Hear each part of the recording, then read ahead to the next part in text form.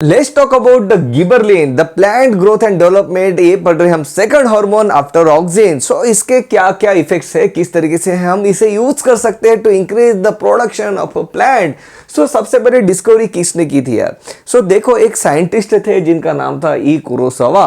उन्होंने क्या देखा कि यार ये जो राइस सीडलिंग है इसके ऊपर एक डिसीज होता है जो कि फंगस कॉज करता है, जिसका नाम है गिबरेला फुजिकोराई। अब ये फंगस क्या करता है, ये जो राइस है इस राइस पे एक डिसीज कॉज करता है जिसका नाम है बेकेन डिसीज। जब ये डिसीज हो जाता है तो प्लांट जो है वो स्टराइल हो जाता है, मतलब रिप्रोड्यूस नहीं कर पाता है, पेल येलो हो जाता है। मोर इंपॉर्टेंटली उसकी हाइट बढ़ जाती है। देखो, इसको इन्फेक्शन हुआ तो ये देखो इसकी हाइट बढ़ गई।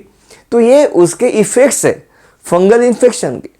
तो कुरोसावा साहब ने क्या किया कि ये जो इन्फेक्टेड पार्ट था उससे वो केमिकल डिराइव कर दिया। ही फिल्टर आउट द कंटेंट, और केमिकल डिराइव करने के बाद उन्होंने वो एक नॉर्मल प्लांट पे लगाया तो उनको ये दिखाई दिया कि अरे अब तो नॉर्मल प्लांट की भी लेंथ इंक्रीज हो चुकी है। तो ये जो निकाला गया, जिसकी डिस्कवरी हुई, वो केमिकल था गिबरलिक एसिड Ga3। अब गिबरलिक एसिड कई सारे हंड्रेड्स ऑफ गिबरलिक एसिड है, उसमें जो हमें दिखाई दिया वो था Ga3, मतलब जो पहले डिस्कवर हुआ। बाद में सब कुछ डिस्कवर हुआ ना, Ga1 इनका नॉमेनक्लेचर किया गया, पता चला जो इनको मिला था वो तो Ga3 था। सही बात है, ओके राइट। कौन इसका प्रीकर्सर है? हमने ऑक्सीजन में देखा था कि oxygen is derived from the tryptophan. Acetyl coenzyme A से गिबरलिन बनाया जाता है प्लांट में, दैट इज डाइटरपेनाइट। प्लांट में बनाया जाता है, प्लांट खुद बनाता है। ओके, हार्मोन है, सही बात है। तो हार्मोन क्या करेगा? ये लेंथ इंक्रीज करेगा।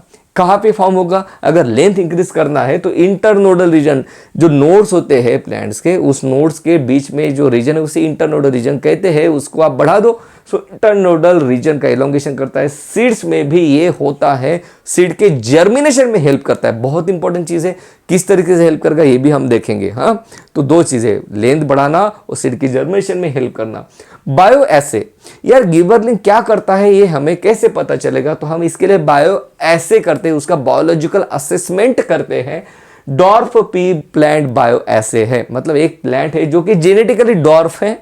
अभी हमने देखा कि राइस का लेंथ इंक्रीज कर दे रहा था ये बेकेन डिसीज में, सही बात है। तो यहां पे आप गिबरलिन लगा दो तो इसकी लेंथ अब इंक्रीज हो जाएगी। Can you see what a beautiful thing actually, मतलब जेनेटिकली डॉर्फ है फिर भी उसकी हाइट बढ़ा दी इसने गिबरलिन में। मतलब अगर मेंडल साहब होते तो परेशान हो जाते कि यार मेरा मेंडलिज्म कहाँ गया, है ना। So very very important, can you see it is T/T that is genetically dwarf, फिर भी ये लेंथ इंक्रीज कर रहा है क्योंकि सेल को एलोंगेट करा देता है। सही बात है। बार्ली एंडोस्पर्म एसिड टेस्ट, अब ये यहां पे क्या होता है? सो ये रहा सीड, सीड के पास है आउटर प्रोटीनिशियस लेयर। ओके, अब क्या होता है, ये जो एल्यूलोन लेयर है ये अमाइलेज का सिक्रीशन करती है। सीड है, यहाँ पे अमाइलेज सिक्रीशन होता है। अमाइलेज क्या करता है? अमाइलोज को ब्रेक करने वाला, तो यहाँ पे स्टार्च का ब्रेकडाउन कर दिया जाता है। स्टार्च का ब्रेकडाउन करने के बाद एक इंपॉर्टेंट चीज यहां पे आप नोट कर लो, starch is made up of glucose glucose glucose glucose glucose. सही बात है। इस तरीके से ये जी है जो मैंने निकाला, मेरा जी समझ में नहीं आता काफी लोगों को, मुझे भी नहीं समझ में आता। Okay, so glucose glucose glucose से बना हुआ ये स्टार्च है। तो ये अमाइलोज क्या करता है, यहाँ पे इसके बॉन्ड ब्रेक करता है। लेकिन बॉन्ड किस तरीके से ब्रेक करेगा? वो बॉन्ड जो ब्रेक करता है वो यहाँ पे नहीं ब्रेक करता है ना, मतलब इंडिविजुअल मोनोसैकेराइड यहाँ पे नहीं बनते हैं, बल्कि ये जब भाई साहब काम करते हैं अमाइलेज, तो वो इस तरीके से बॉन्ड ब्रेक करके इंडिविजुअल मोनोसैकेराइड नहीं प्रोड्यूस करता है, बल्कि वो प्रोड्यूस करता है डाइसैकेराइड्स, दैट इज अमाइलोज। वो क्या बनाता है यहाँ पे, मतलब ब्रेक करने के बाद स्टार्च को ब्रेक कर दिया, तो ये रहा एक अमाइलोज और वो रहा दूसरा amylose. Very very important point, glucose glucose, सही बात है। तो ये इंपॉर्टेंट चीज है, बायोमोलिक्यूल में आपके काम आएगी। और उसके बाद यहाँ पे आपने ब्रेक डाउन कर लिया, फिर बाकी के एंजाइम उसको ब्रेक करके यहाँ पे ग्लूकोज का फॉर्मेशन होगा, सही बात है। तो ये चीज गिबरलिन इंश्योर करता है कि ये चीज हो, फिर ये जो ग्लूकोज है उसको एम्ब्रियो यूज कर सकते हैं और सीड जर्मिनेट कर पाता है। सो बार्ली एंडोस्पर्म एसिड टेस्ट आप कर सकते हो कि भाई एंडोस्पर्म को अवेलेबल कर दिया जाता है, क्योंकि ये जो स्टार्च है ये तो एंडोस्पर्म में है ना। Okay, so barley endosperm acid test करके और ये dwarf pea plant bio acid test करके आप ये इंश्योर कर सकते हो कि भाई ये जो है गिबरलिंग करा रहा है। What are the functions of gibberellin? It increase the length of axis of the grape, बहुत इंपॉर्टेंट चीज है। अब यहाँ पे देखो कैन यू सी, ये इतना छोटू सा ग्रेप और ये देखो जहाँ पे गिबरलिक एसिड यूज किया गया है, सही बात है। Okay, it increase the shape and size of pear and apple, जो भी उसको दिखा उसकी साइज वो बढ़ा देगा, है ना, मतलब डायरेक्ट अमिताभ बच्चन की तरह हाइट बढ़ा देगा, कोई भी दिखा उसको उसकी लेंथ बढ़ा देगा, बहुत इंपॉर्टेंट चीज है। It promotes the malting which is useful in briefing industry. अभी माल्टिंग चीज क्या है? तो यहाँ पे वही फंडा अपना आ रहा है कि सीड, ओके, ये जो बार्ली है इसके जो सीड्स है ये क्या करता है, एल्यूलर लेयर यहाँ पे अमाइलेज सिक्रीट करता है और एक गिबरलिंग एसिड इसमें हेल्प करता है, जिसके बाद स्टार्च का ब्रेकडाउन होता है, ग्लूकोज बनता है और फिर ग्लूकोज को फर्मेंट किया जाता है। यहाँ पे फर्मेंटेशन की प्रोसेस की जाती है with the help of east.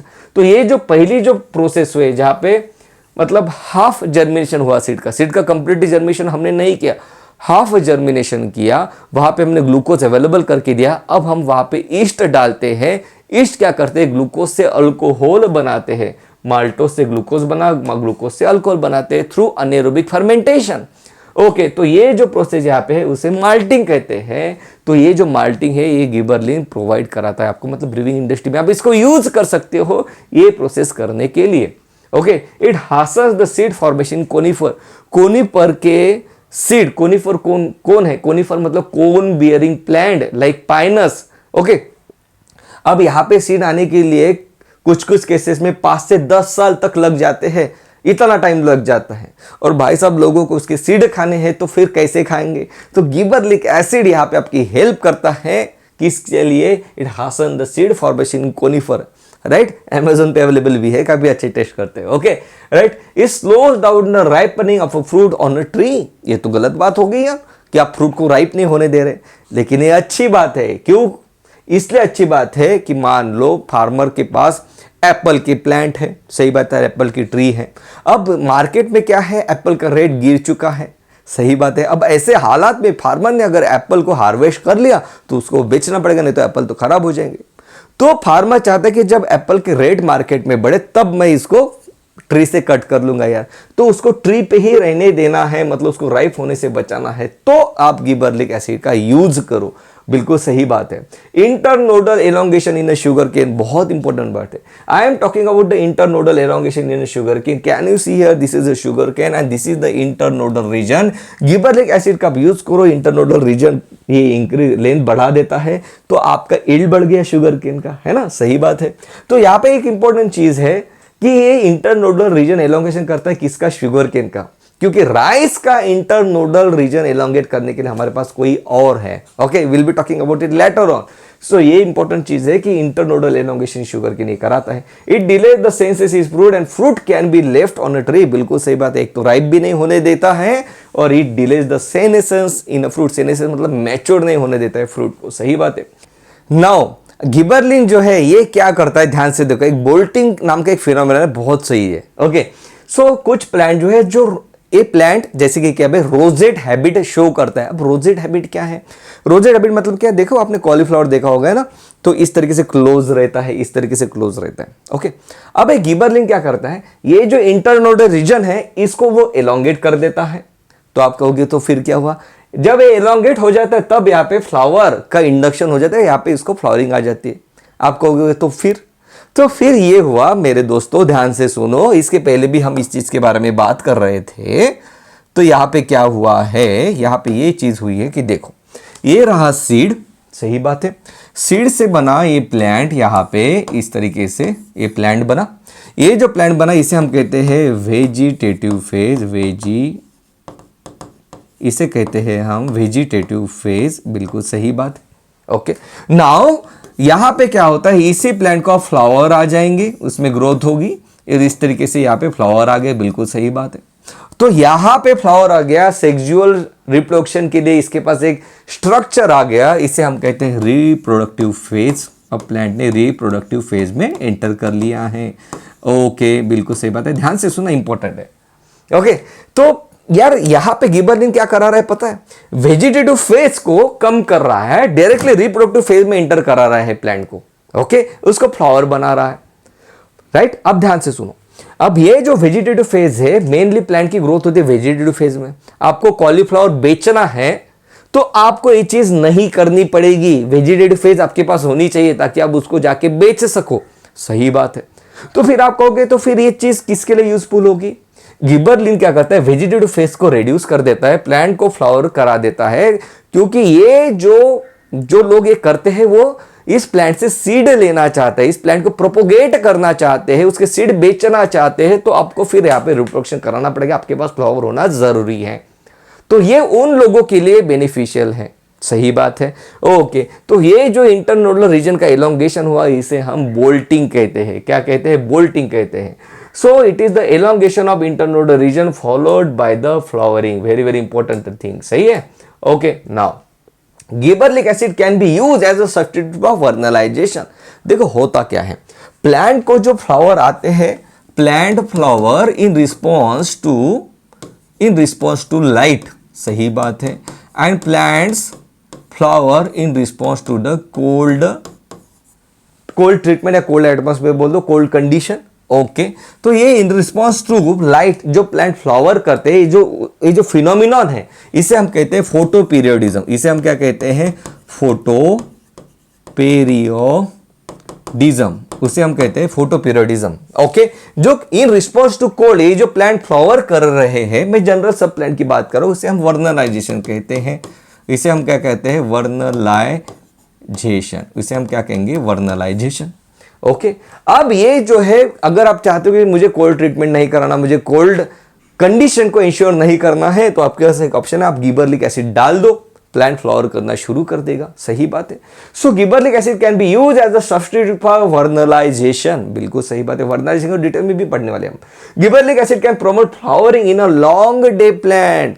कुछ प्लांट ऐसे रहते हैं जिनको लॉन्ग डे कंडीशन में, लॉन्ग डे लाइट मिलता है तभी वो फ्लावर करते हैं। अगर आपके पास लाइट नहीं है, या तो फिर आप ऐसे सीजन में ग्रो कराना चाहते हैं उस प्लांट को, राइट, जैसे विंटर में सनलाइट कम रहता है, तो उस केस में आप उस प्लांट को ग्रो कराना चाहते हो जो ज्यादा सनलाइट रहे तभी फ्लावर करता है, तो आप गिबरलिक एसिड को यूज कर लो, उस प्लांट को फ्लावर आ जाएंगे। And here is amazing trick. Amazing trick ये है, हम कहेंगे गिबरलिन। मैंने ऑक्सीजन के बारे में भी आपके साथ अच्छी सी ट्रिक शेयर की, उसको जरूर आप यूज करिए ताकि कंफ्यूजन ना हो। ओके, गिबरलिन के बारे में हम कहेंगे माल्टिंग, बोल्टिंग, एलोंगिंग, डिलेइंग। क्या कहेंगे हम? गिबरलिन के बारे में कहेंगे माल्टिंग, बोल्टिंग, डिलेइंग, एलोंगिंग। अब ये क्या करता है? वो माल्टिंग कराता है, इसलिए उसको ब्रूअर इंडस्ट्री में, मतलब जहां पे अल्कोहल बना जाता है वहां पे हम यूज करते हैं। बोल्टिंग, वो बोल्टिंग इंश्योर करता है रोजेट हैबिट प्लांट में। सही बात है। एलोंगेशन, इंटरनोडल एलोंगेशन वो कराता है। सही बात है। शुगर केन में डिलेइंग, वो क्या करता है? फ्रूट का जो सेनेसेंस है वो डिले कर देता है। फार्मर्स के पास अब एक पीरियड मिल जाएगा, उसको एक टाइम पीरियड मिल जाएगा ताकि वो आफ्टर सम टाइम मार्केट में उस फ्रूट को बेच सके। सही बात है। सो बहुत बहुत बहुत इंपॉर्टेंट चीज है। गिबरलिक एसिड के बारे में हमने पढ़ा कि जो फर्स्ट टाइम डिस्कवर हुआ वो था गिबरलिक एसिड Ga3। कुछ लोग इसे जिबरलिक कहते हैं, मैं इसे गिबरलिक कहता हूँ, जो भी कहना है, कोई प्रॉब्लम नहीं। कई सारे गिबरलिक एसिड हमारे पास है 1 2 3, लेकिन जो पहले डिस्कवर हुआ वो हमारे पास निकला गिबरलिक एसिड 3। ये क्या करता है? इट इंक्रीजेस द लेंथ, है ना, इंटरनोडल लेंथ को इंक्रीज कर देता है, डिले कर देता है फ्लावरिंग को। माल्टिंग के लिए आप इसका यूज कर सकते हो। Sugar cane stores the carbohydrate as sugar in their stem. Sugar cane का इंटरनोडल रीजन आपने एलोंगेट कर दिया तो शुगर का प्रोडक्शन आपको बढ़ जाएगा। कोनिफर्स, बिल्कुल सही बात है। कोनिफर्स हमने बात की कि कोन बियरिंग प्लांट है, जो ट्री है, वहां पे आप चाहते हैं कि उसको सीड आ जाए तो आप इसका यूज कर सकते हैं। It promotes the bolting. Okay, और जो रोजेट हैबिट प्लांट है लाइक बीट, कैबेज, है ना, and many plants with the rosette habit, वहां पे फ्लावरिंग इंश्योर कराता है, बोल्टिंग करा देता है। Okay, so that was all about this session. Coming up next the cytokinin. Video अच्छा लगे तो कमेंट सेक्शन में जरूर बताना, वीडियो को लाइक, चैनल को सब्सक्राइब करना मत भूलना। थैंक यू सो मच दोस्तों, love you, take care, bye bye.